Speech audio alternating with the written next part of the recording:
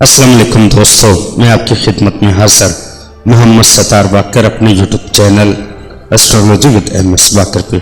दोस्तों, आज का जो वीडियो का मौसू है वो बुर्ज दिल्ली वालों के लिए जुलाई 2019 कैसा गुजरेगा। तो दोस्तों, वीडियो को आगे बढ़ाने से पहले मैं तमाम दोस्तों से गुजारिश करूंगा कि मेरे चैनल को सब्सक्राइब कर लें।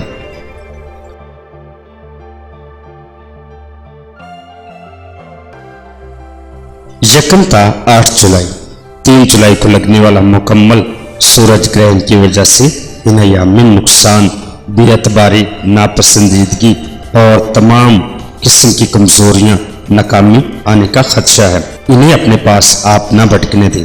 ये नए अय्याम है, मुमकिन है कि कोई हादसा रूनुमा हो जाए। बेहतियाती बुरा अंजाम दे सकती है।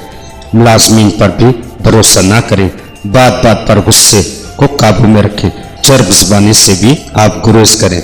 जल्दबाजी से आपको माली नुकसान मतवक्को है।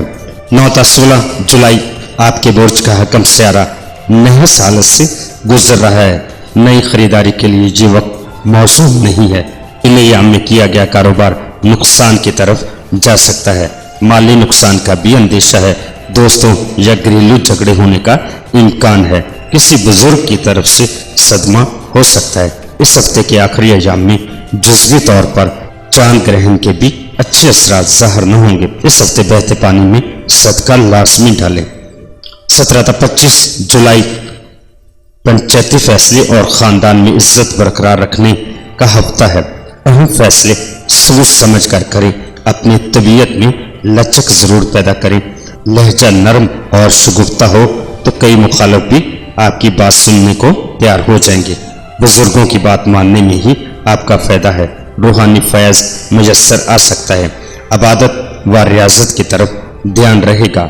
सोहबत नेक करें, रूहानी सुकून मुयस्सर होगा। कीमती अशिया की खरीदारी के लिए ये हफ्ता अच्छा साबित होगा। 26-31 जुलाई इस हफ्ते सैर व तफरी का प्रोग्राम बना सकते हैं। खुले पानी में जाने से गुरेज करें।